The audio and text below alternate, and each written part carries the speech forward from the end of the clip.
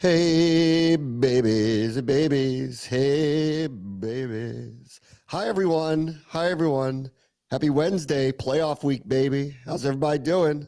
Look at me, Callow. I'm way ahead of the curve this week, Whoa, on man. a I'm Wednesday. very excited. I'm very, very, very excited. So I was doing all sorts of studying up for the game yesterday. Also, I can't go anywhere. My kids are home. So the snow days have forced me to stay inside and I'm working and I'm ready.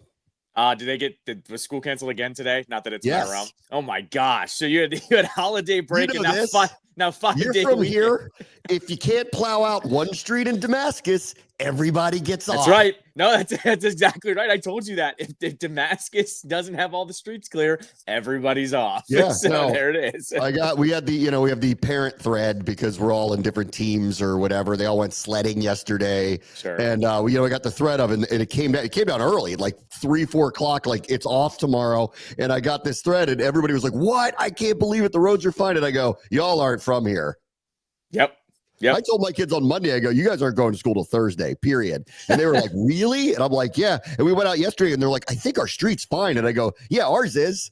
But Yes. that one up in northern Montgomery County, it's got 15 inches on it. My daughter was like, "Why don't we just take snow there, dump it there, and we'll be off the whole week?" I mean, not a bad plan. I probably thought about that at some point in my life. Yes. We haven't figured out. I don't want to get started on this. I'm too happy. It's playoff week. You know what? I'm not bothered by it. It's fine. They're old enough to watch Squid Game 2. It's cool. We're all good, man. We're all good now. I do feel like I need to make like a little disclosure here. Like those new to the show, Bram's like rivalry with the Montgomery County school system and cancellations is Commanders Cowboys. Like you cannot stand the way that they handle these things. So I feel like there's some backstory that needed to be dropped there. I lived in Connecticut for 8 years, and I think they canceled one day of school once. Like it didn't matter what happened. It did not matter what happened. You went. They cleared that stuff off. And in this place, in my lifetime, hasn't figured it out. That's right. Correct. Figured it out. And if it wasn't, in a different era where politicians were semi-respected, I'd consider making this my platform, going full Solly and running for a board seat. But I don't want anything to do with that anymore because who knows what you need to believe to be part of the political process these days. Right. So I'm out on all that stuff. Not interested. Yes, exactly. Anyway, let's see. Let's get to the news. No Bears for you. Cowboys denied on old Mikey M. So let's see. Bears asked to interview Mike McCarthy. Cowboys have a negotiating window that lasts through this week. I wonder who put that in there. Did Jerry put that in there? Or did McCarthy put that in there? Because the coaches typically want freedom. If they're going to be released right at the end of the season. This gave the Cowboys just a little bit of a buffer when Black Monday happened around the league to go, we don't have to decide whether we want to let you talk to anybody else. It also reads like what I thought would be the whole thing the whole time. I think he's staying there. I don't think they're changing coaches. I think he's staying there. If I had to guess, it was probably McCarthy or it was probably Jones, right? I mean, probably. Why would McCarthy want an extra week if he's, successful? So I would think it was Jones to get a jump on this. You guys also mentioned this too. Like they've got to sign the whole coaching staff too. So if you get him done first, everyone else is probably going to fall in line unless there are people that, want to leave the organization. But usually that's really not the case. Guys want to take a job that is, solid and where they've been. As far as, the denial, yeah, that's what the negotiating window is for. I actually it was funny when Schefter was like, yesterday, he's like, they still haven't answered. I'm like, yeah, they have an exclusive week to do this. Why would they answer? They don't have to do it. They have the window. So, yeah. So I've felt this way for a while. Just watching them play down the stretch too. They played really hard. I have different opinion about them going into next year off of the way that they played. They're missing a lot of people and they still remained extremely competitive down the stretch of the season. So much so that they kept very faint playoff hopes alive until the last couple of weeks. With Cooper Rush at quarterback, no DeMarcus Lawrence. Parsons were out for a long period of time. Diggs has missed a lot of the year. They didn't really have a run game, but they ended up having one by the end of the year. So that was that actually materialized. Dowdle was actually pretty effective by the end of the year. I got to give him credit. Credit where credit is due. I thought they would, like, once they had that lull in the middle of the season, that it would skid off and become just terrible, like what happened to us last year. And it did not. So he kept that thing together. I expect them to come back. If they get their star players back, I doubt Zach Martin will be there. We'll have to see what they do with someone like Lawrence, because they've got to pay Micah. But I actually tip of the cap to you guys. Respect that you kept it all together. And I see what you have there, because that was like a extraordinarily marginalized roster that was extremely competitive in all the games down the end of the season. So tip of the cap, guys. And I also think this too, like, say what you want about Ron and his time here, but why was Ron really hired in Washington? It was because they needed a steadying veteran head coach presence to kind of just get the ship back on track. Now, say what you want about how it all shook out, but he got those teams to play hard. We won't talk about personnel, but Mike McCarthy, I think, is in that same realm now, that I think the Bears look at a guy like that has had a very successful regular season, has coached up a really good offense. They're going, maybe that's just what we need right now as well to get the train back on the track soon. I mean, McCarthy gets a lot of crap, but like his record speaks for itself. You don't have a record like that accidentally. You just don't. Like Aaron Rodgers is a really good quarterback who didn't win in New York. So, like that happens. Okay. Right. That happens. Sure. Anyway. All right. Let's see. As for the Bears, their press conferences were laugh out loud funny, by the way. The owner was asked about selling the team. His answer was, I know everybody's really frustrated here. The GM named people that he was really happy with. One of them was not Montez Sweat. And he was like naming all sorts of people that he was happy with, went out of his way to say that Caleb was doing a lot of great stuff, because you have to say that. And then was asked specific. And then Kevin Orr was asked specifically, what if a coach says, I want my own GM? And he wouldn't really answer that question definitively. So they've put themselves, I mean, listen, I'm so happy that we are not doing this first time, long time. We're good over here, guys. Thanks a lot. Like, we have a GM, we have a coach, we have a quarterback, we have ownership people are happy with. That is the trifecta plus ownership that we haven't had in my adult lifetime. This is the first time we've had this where everybody's going, we're good over here, guys. Don't worry about us. Cool. Y'all do you. We were talking before the show, and yesterday was the 19 years to the day they last won a playoff game. And all I have to say is, it's nice we're worrying about a playoff game and not about the coach, the GM, the first or second overall pick, all of it. It's made it so much more fun to talk about it with everyone else instead of bringing our team into the fold as well. And with the Bears too, watching what they're doing, like, it's just so nice to once again, and I've said it all year with the Bears, it's just nice that we're not that team anymore. Like, we have nothing to do with the dumpster fire that a couple of these teams have become. It's so nice. So nice. Probably, like, there were a couple years there where, like, our receiving core was Deshaun Jackson and Pierre Garçon, and we still weren't winning, and people would look at them and go, that's a good team that they have out there, but they're not winning anyway, that's them now.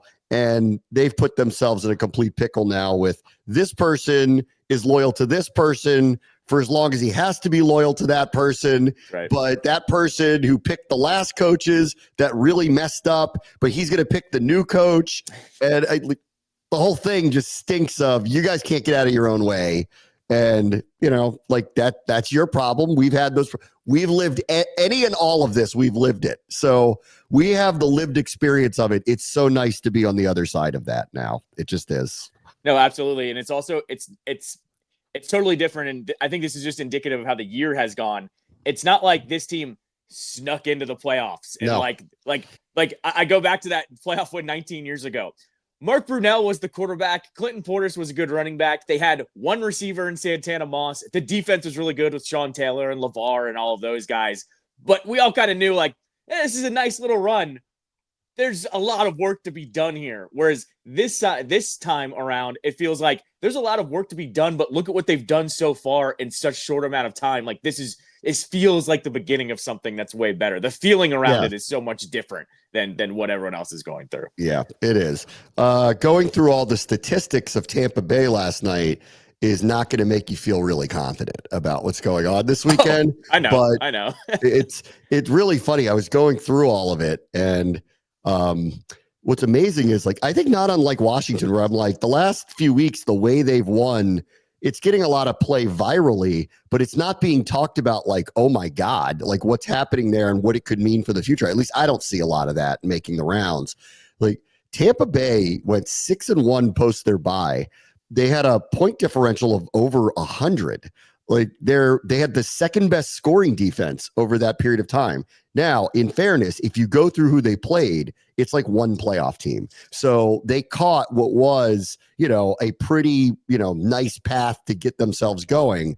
But the numbers speak for themselves. Like what Baker had, this guy, Jalen McMillan, did something that the last person to do this was Randy Moss. Like their scoring defense is going way down. Their run defense is really good. They found a rush offense for the first time. They have a top 3 rush offense this year. They're top 5 in every category in offense this year. Like, I don't think anybody is talking about them like they're scary. Nobody is. But if you read those numbers, you're going to go, I don't know why people aren't talking about them that way. No, I 100% agree. I think I was trying to say it, when we were talking about the teams that we wanted last week, was like, Baker wants the smoke. Like Baker is the one that's been slinging it the last 2 months, essentially. And when he's going, like he's just as good as anyone else in the NFL when he's hot, and he is hot right now. And look, I'll look at the Buccaneers like everyone was kind of looking at us. Okay, fine. They've beaten some easy teams. That's what you're supposed to do. Like I'm not here to knock that. And not only that, they're killing them too. Like I think the team that gave them the most credit most trouble was what? The Panthers. In that high scoring game. Overtime, it should have beat them. And last week the Saints were very competitive with them, but I want to chalk that up to. I think they played for their city last week. I think that's fair. But I look at the opponents there too, and it's like, okay, their division played them tough. Welcome to the NFL. So I have not like, no matter who they were going to play in this wild card round, it was going to be tough. I'm just saying Tampa, though, I'm with you, is a little underrated on how everyone's talking about them. Yes, it is underrated. So, but that's, this is good. I want to go full Dan Quinn here. Stay in the moment, stay in the week, take the opponent seriously. Don't get dreamy about what could happen here or there. Don't accept award season. Don't start thinking about Detroit. It's not worth all that. These guys have the longest running streak in the NFC of playoff appearances. They've won their division 4 years in a row. Just like I said, with Washington, all these close wins, it ends up not being an accident. That's not an accident. Like they were one of the teams I picked in the summer because I looked at them and I went, I don't really trust these other teams, but I know what those guys are. And they've gotten better this year. I'm actually surprised you're not hearing more about this offensive coordinator up for coaching interviews. Maybe he will pop up because I think that's being underrated here, what's happening right now. They were really good. I remember week 1, they were really, really good against us. It was pretty obvious that like they've got a pretty good OC down there. So we'll see. Talk more about them in a little bit. Let's see what else is going on. Another new coach in Vegas. Antonio Pierce is out. I'm not surprised because of the record. They tried to get a quarterback. I think they were going to get Penix, and then the Falcons jumped them and took Penix. Might be a completely different story if they got him this year. They scream a team that's going to take a quarterback. I was talking to some others recently. I don't really know that there's a franchise-changing quarterback this year. I'm obviously not going to look at it like I did last year because we got our guy and we had to look at Drake May and Bo Nix and JJ McCarthy and Caleb and all that stuff to figure out who we were going to take. So I'm not as into studying Shador and Cam Ward and a couple of Drew Allard. All of a sudden Drew Allard's name is popping up. But from what I've seen watching the games this year, I don't think there's a Caleb or a Jaden or a Bo Nix. Like I could be wrong about Cam Ward specifically. I think he's got a skill set that might translate, but no offense, don't hate me, Dion. I know your kid's going to go very high in the draft, if not number 1, but I'm not sure that that's Jaden. Like I don't see it. So all those teams like Tennessee, who's probably thinking about it, Giants who have to be thinking about it, Raiders definitively thinking about it. I don't know that they're going to land on the right guy. And you know how that goes. When you don't land on the right guy, then it's like 3-4 years of figuring out who's next while you stay mediocre to bad. No, exactly right. There was a fun discussion going on Twitter yesterday about how far down the quarterback list this year would you have to get to a quarterback that wouldn't go first overall this year? And like outside of JJ McCarthy, because we didn't see him, right? When he got hurt. It was like you had to every quarterback in the first round would have gone first overall this year of just how the talent is. Maybe Shador goes before Penix. That was kind of like the argument there was like, but it was a pure maybe. And it was just a fun activity where the quarterbacks this year were so good. 5 of them would go first overall in this year's draft. I went to go see Penix play in college because I was so impressed with him. I'm like, I want to see this guy play live. Yeah. And, I'm convinced he's going to be good. And we'll see. I think that was a very tough situation that they threw him in at the end of the year. There's a lot of pressure to put him in. But we'll see moving down the road. I think they're going to be fine with him. Nix is better than I thought he was going to be in the pros. McCarthy obviously didn't play. Drake May's a really, really good prospect. I was open to see what happens there. I still believe Caleb's going to be good. Yeah. I think the environment's going to have a lot to do with his career now, not him specifically. What happens around him is going to be very, very important. And obviously, Jaden's a superstar. So all of them worked out. Like on some level, all of them did. I just look at this class, no offense to any of them, I don't see it. Like in any of them, like I see it in these other guys. I had to be sold on McCarthy, but by the end of it, I pretty much was. He looked like maybe a little bit better version of Brock Purdy to me. These guys, I don't know. And all these teams are looking for quarterbacks. Good luck with that. Maybe Shedeur ends up being really good. Maybe Cam Ward does end up being really good. Like that's possible. But I don't think it's as obvious as it was about the top of the last draft for sure. This, by the way, remember there was just a small section. I'm not trying to knock the fan base here, but there was a percentage of the fan base that was like, well, what if we trade down and get some offensive linemen and a wide receiver? And I just remember being like, guys, don't overthink this. Also, but part of that argument was, look at next year. The prospects don't exist coming up in this year's draft. So once again, glad adults were in the room and drafted Jaden Daniels. Okay, so we don't excommunicate people in this fan base. We're all allowed to stay. However, there might have to be a relegation tier of opinion making because all the people who hated the Dan Quinn hire, y'all got real quiet real fast. We have to relegate you in the hierarchy of opinion making. And those of you that wanted us to keep Sam Howell and build with him by taking Joe Alt, you people are not allowed to say anything for the next 10 years. You can speak, but you're not a board member anymore. I think, You've been relegated to general population. That's it. No, we'll treat it like they're on probation. They actually can't post anywhere for a year. They can't post anything. Right. Then you have a year of watching of if your opinions are good or not. And then we'll let you back into the club. But those ones were the ones that we'll let you back into the club. Right. Then and only then.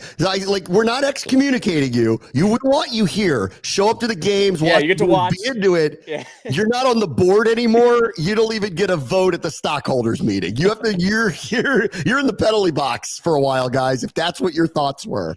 I think we treat it like you are a felon. We have to write it down on your permanent record. Did want to keep Sam Howell and draft Joe Alt. It's on your record.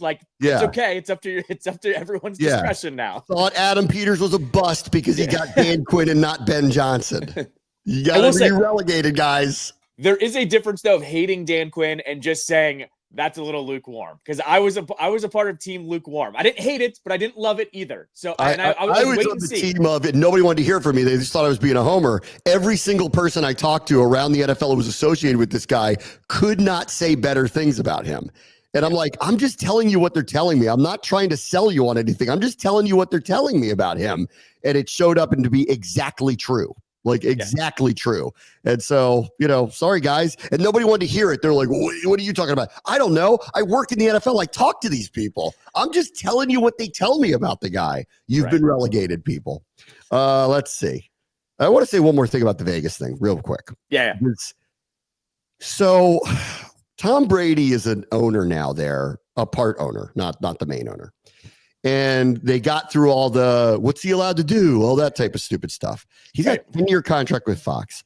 I don't remember if it's Andrew Marchand or Richard Deitch, who both are major media reporters, sports media reporters. One of them, and it was a projection, what do you think is going to happen in 2025? And I think it was Marchand who said, I don't believe that Brady will get to the end of this contract, but I'll go a step further. I bet he's not in the booth as of next fall. That he's going to step down and step away from all of this. So because I'm doing the games every week, I have not heard him much. Yeah. I have rewatched a few games that he ended up calling to get ready for, opponents. I have heard a couple of the bye week. I heard him, call a game, and I heard a couple of others because it lined up that we played at a different time and I got to hear him. And I will agree that he's not wowing me. Okay. And I would agree that he doesn't quite have the timing and it's a little awkward. But I would believe that he'll get better at it over time. I think the question is, does he quit? And I think that would be really, I think, out of his character to do that. But that's the prognostication.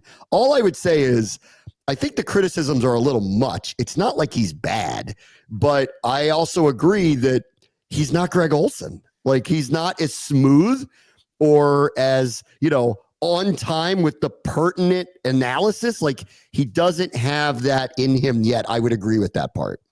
No, well, and like, to your point though, being just good is not good enough for him. Not for him, no. Like, that's where I think everyone's fallen in line here. And I think, unfortunately, Romo's the one that set the bar. Romo was just so epically good in that first season when he stepped in. Everyone was kind of expecting that. John Gruden, people forget, John Gruden was amazing in the booth. Yeah. No, 100%. And so they're looking at this going, well, this is year one, and those guys, lost a fastball a little bit down the stretch. What's he going to be like? The other part of this too, that I think is affecting it is, how this works. You get to have meetings with, players and coaches on the team, and you get to talk to people around the team, and you gather information. So you sound really smart on the broadcast. He's not allowed to do that. Like, that was part of him becoming the owner, was that he doesn't get to talk to these guys and get some inside info. He does. He's not allowed to go in their facilities.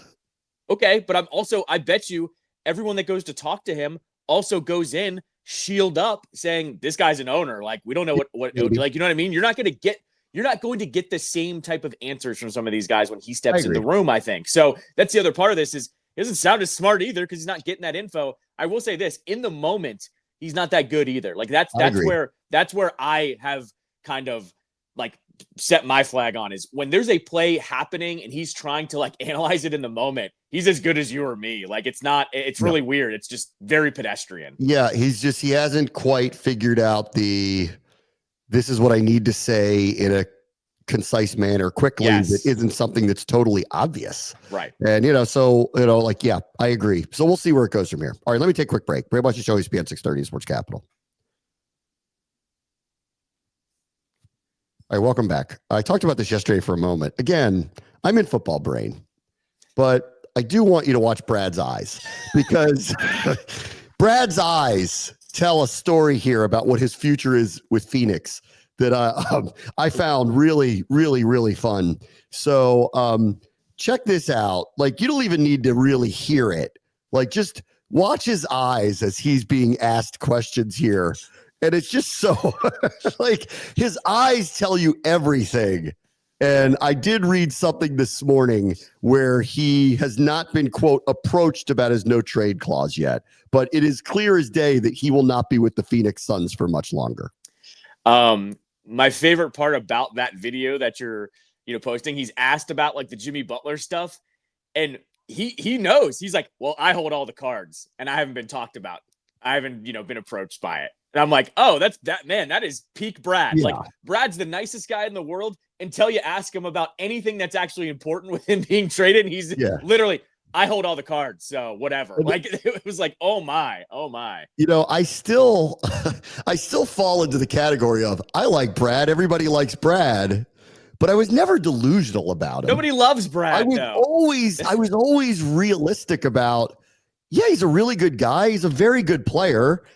I don't know why you treat him like he's God. And Phoenix found out he's not even the piece that pushes them over the top. They found that out. That's right. I mean, Wizards fans could have told you that, though. Like, that's why I was team trade Brad 3 different times when his contract was coming up, and they kept re-signing him. It was like, guys, he's not that good. These teams are terrible with him unless he has 2 other big guys around him. Like, I'm not surprised at all here. What's more funny with Brad, though, is like how much he's faded into irrelevancy since he's gotten traded there.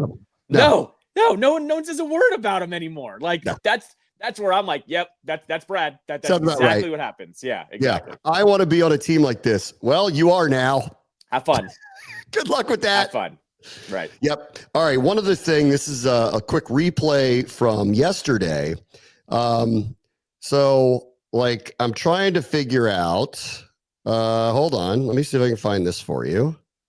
Oh, shoot. I may not have it, but I was going to ask you, what did Callow eat yesterday? And I can't get the video up of it now because it's somehow lost and I'm technically impaired. But I had it queued up to the moment where you drank something in the middle of the show and then swallowed what looked like a chunk of something. Yes, correct. I kept going. Very professional of you. Oh, I kept it going. Yeah. The only thing I could think of is my almond milk went bad. It was the last little bit that was in the carton. And that's the only thing I could think of what it was, because that was all that was in my coffee yesterday. So that's what it was. That's what it was. Okay. Yes. Yeah. All right. Fine. So that blew that bit. All right. Real quick before we go. Caps face Vancouver. It is the halfway point of the season for the Capitals tonight. They lead the Eastern Conference. Vancouver is pretty good. Not as good as they were a year ago, at least points wise. They're at home. So what do you got tonight? All right. So there's a sample size now of like 10, 11 games where the Caps have not been scoring that many goals here, and things have not gone by the wayside, but don't get me wrong. Nobody's panicking because of the start that they've had here. I am back to team who's going to be the starting goaltender in the playoffs now, because you had Logan Thompson last game not play well against the Sabres. Now you're probably going to get Charlie Lindgren. They have literally switched off games. They haven't started 2 games in a row in a long, long, long time. So I am full team what goalie is going here. I think the scoring's eventually going to pick back up. Everybody was a little too hot at the same time for it to keep going the way that it was. I anticipate a victory here. They scored 7 the other day. They played really poorly in Buffalo and scored 3. Yeah. Well, and the Rangers is more like, that's on the Rangers, not on the Caps. Like that's a bad game when 7 different forwards score, by the way. That hasn't happened in like 3 years. So I anticipate them to play pretty well again tonight, get back into the win column. They're at home, like you said, too. It's a 7:30 puck drop, so those crowds are usually a little bit more lively than the 7 o'clock crowd. I anticipate a victory here. I'll keep the scoring down here. They probably score like 3 goals, so give me like a 3-1, 3-2 victory, something like that. But I'm fully team goalie watch now. Like, if these goalies don't get it together, we're halfway through the year. Do they make a move for somebody? I think that's worth paying attention to. If the tickets are cheap tonight, I might try to go in. Get my kids out of the house. Sure. Tonight. Yeah. I mean, why not? The other thing we didn't talk about, by the way, Team USA won the World Juniors, and Ryan Leonard was named MVP of the whole freaking tournament. So once again, this dude that is Tom Wilson Jr. Is like going to be incredible for this team. I don't know if you saw the story where the World Juniors were in Ottawa, and he was like doing full wrestling, like, can you hear me, after scoring goals against Canada, and the Ottawa crowd was booing him. And they asked him about it after the game, and he goes, "It's great to be hated here," like full WWE essentially.